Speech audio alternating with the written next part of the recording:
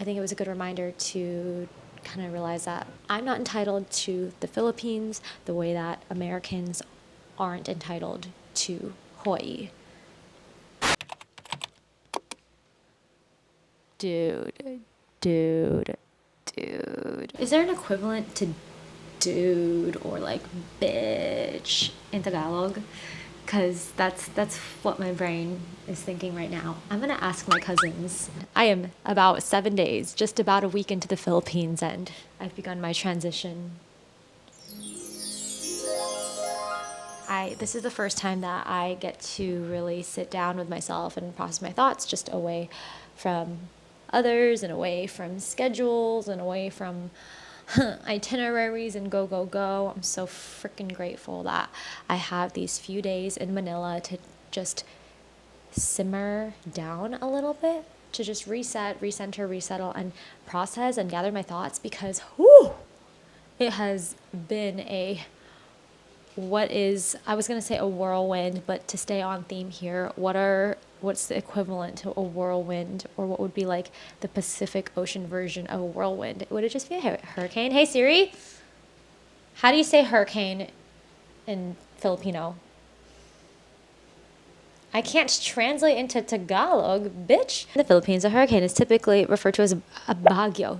Duh, I knew that. Just adjusting to a new country entirely, even though that new country is the motherland, and even though you spent entire summers here growing up, because it's been 15 long years. It's been 84 years. Because of that, I feel like I don't freaking know anything.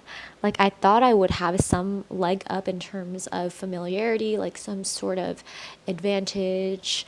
And really, the familiarity only goes as far as like memories of locations.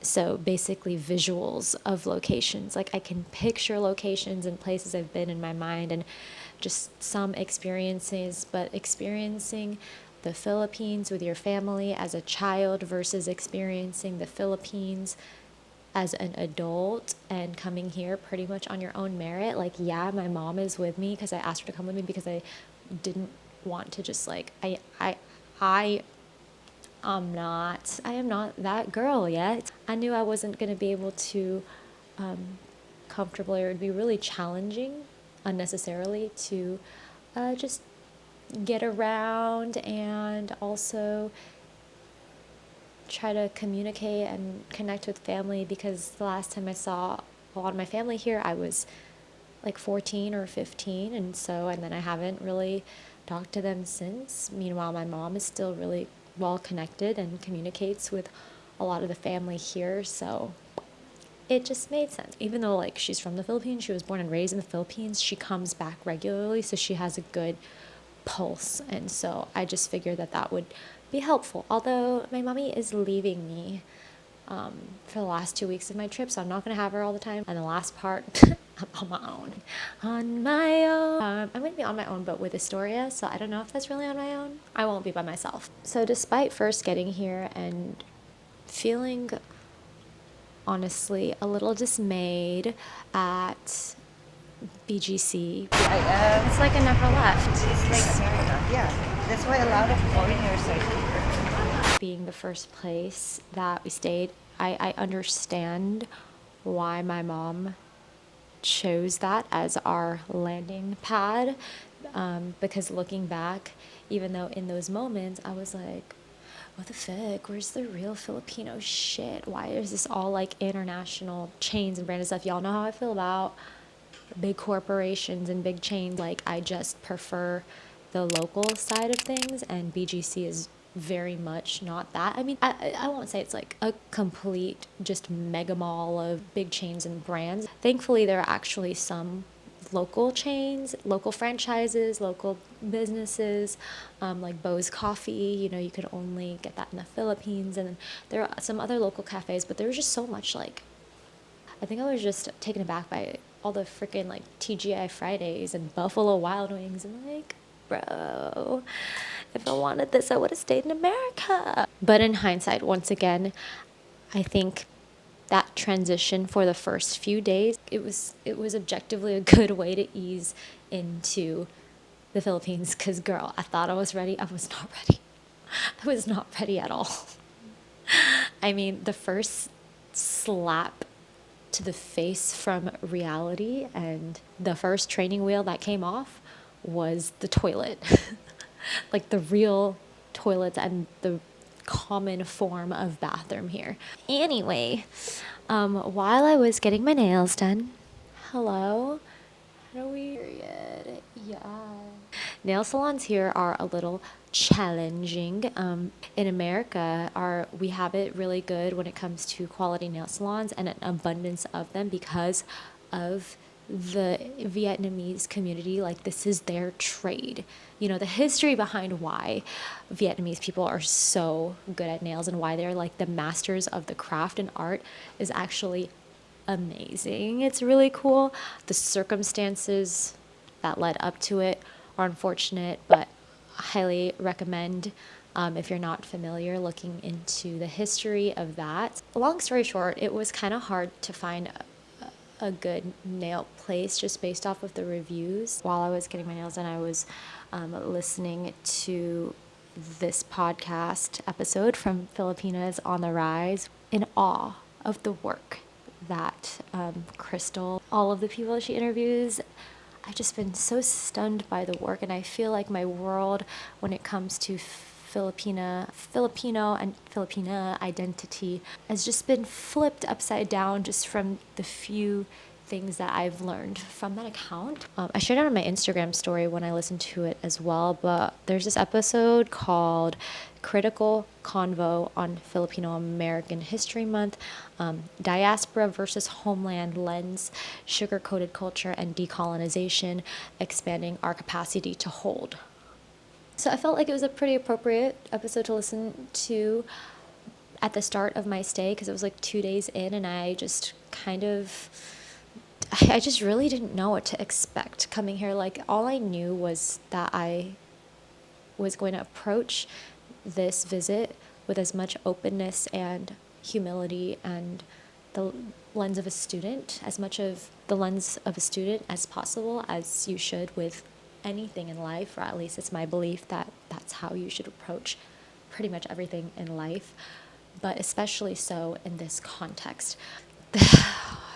Like, man, this episode there was a lot of complex feelings and processing that I had to take with it. I really had to sit with it for a little bit because I don't think I was fully prepared for that conversation. Like, if you're interested in listening to it, I highly recommend, but it is just packed with so much. I think that the description does a pretty decent job, like a better job than I would, so I'm going to read the description. This Filipino-American History Month, can we stop romanticizing the decolonization process? I've seen decolonization done in uncritical ways, idealizing pre-colonial cultures and present governmental structures to the point of overlooking the issues that existed before colonization, hypermasculinity, social disunity and hierarchy, etc., and after fascism, class struggle, hypermilitarism, etc. Pre-colonial period was not a utopia untouched by tyranny. Another potential issue is found in diasporic Filipinos' choice to reconnect with their roots by visiting the homeland. This is not a problem per se, but diasporic folks must know how they implicate themselves in the horrors of the tourism industry and climate catastrophe in the colonized nation state. Most people would rather focus on the fact that the Philippines is a paradise than assess how an international visit will maintain labor and land exploitation. After living in the States for 10 years, I have ideas on what it's like to navigate in between spaces, holding discussions on decolonization and the increasing tension between diasporic and homeland folks. And honestly, I've seen the issues and point from both sides. I've seen the prideful rigidity, lack of curiosity, and gatekeeping by most homeland folks. I've also seen most diasporic folks sugar-coated and sanitized versions of Philippine colonial history, as well as the IG posts and reels that showcase their Philippine island vacation spots, while the other side of town will likely have poor neighborhoods where most hospitality workers who serve them live. Ooh, so this was an interview by Gabs Torres, and if I remember correctly, she is a mental health or a therapist for like activists. She's a therapist for activists and people who do advocacy work. So, whew, it was just. Am I glad I listened to the episode? Yes. Am I glad I listened to it at the time that I listened to it? Yes. Am I glad I listened to it? Yes, but do the feelings that come from it, are they all positive? There was a lot of layers. Even though just from that description it sounds hypercritical and attacking non-homeland or diasporic Filipinos, there's actually a lot of love and compassion and empathy from my point of view that was present throughout the conversation.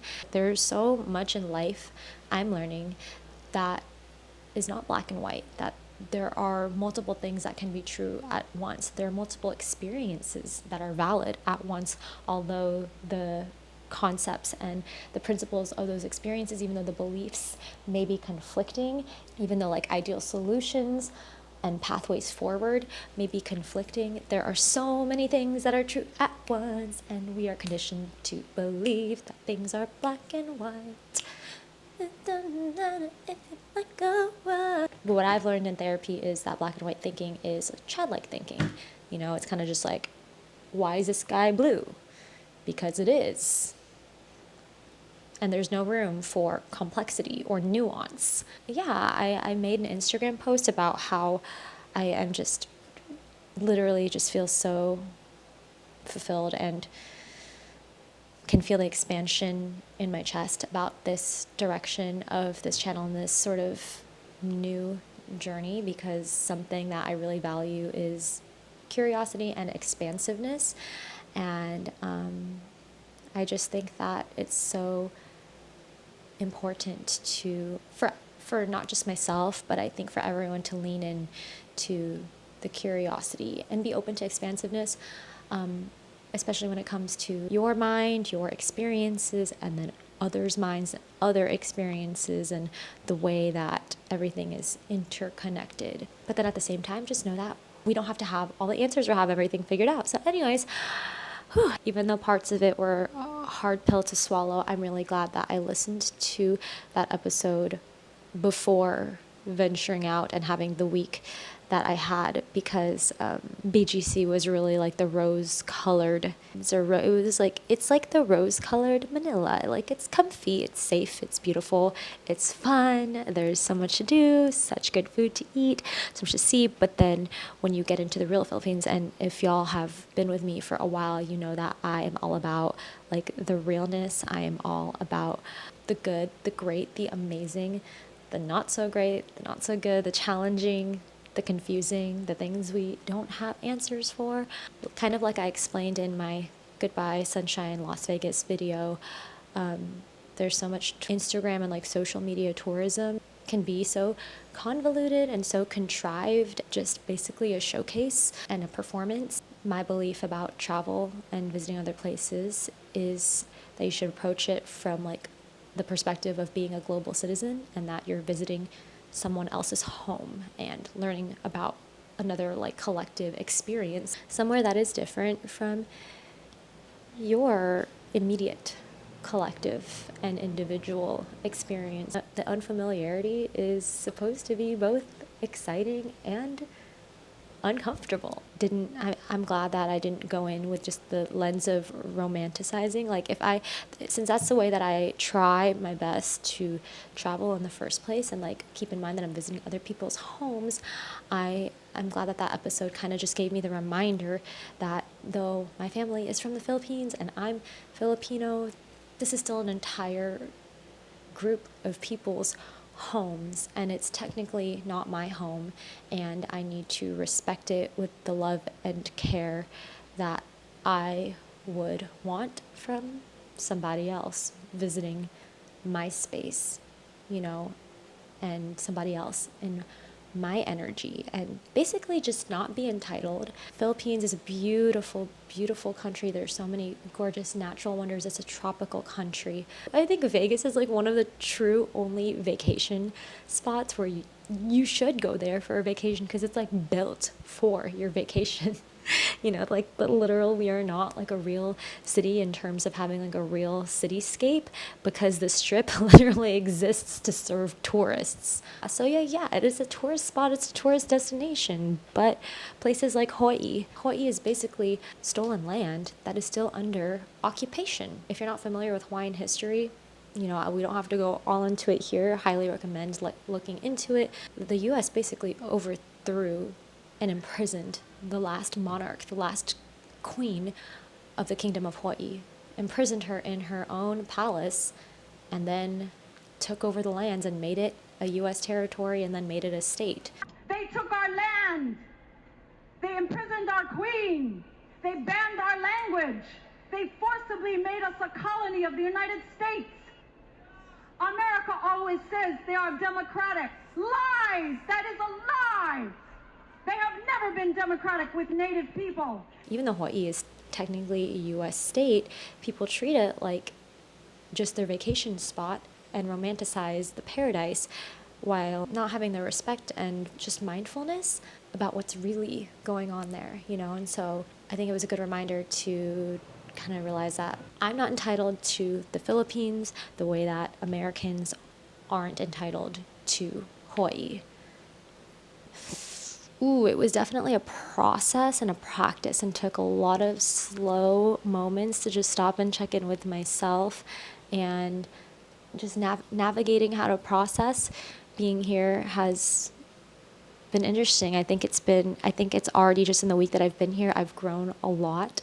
There were just so many moments where like a blind like mirrors have been held up to me and then like blind spot mirrors as well. I think I've been getting shown and exposed to a lot of blind spots, which I'm super grateful for, even though it's not always comfortable. The reality is the pendulum swings so far both ways, from romanticized travel content and paradise content from the Philippines to poverty porn, essentially, because the Philippines is a third world country. You have your gorgeous, highly developed areas like BGC, and then just a little ways down the road and pretty much everywhere else, just so much poverty and destruction. And, you know, there are a lot of types of people that you need to watch out for, and ways that you need to keep yourself safe and your belongings safe, and ways that you need to be vigilant and aware. But then there's the kindest, most joyful people that you would ever meet that have not even like a percentage of the things that you have access to. If you're still with me, thanks for following, as like literally, like I said, this is just my first time being able to process, and so I'm kind of processing in real time out loud. Thanks for listening to my musings. I hope this video was able to inspire some food for thought for anyone who is either in the Filipino diaspora on their own journey, exploring their roots, or to anyone who just loves to travel and experience other countries and places. I felt it was important to highlight some of these perspectives before sharing the rest of my experiences in the Philippines. And so hopefully you'll stick around, and I'll see you in the next one. Bye!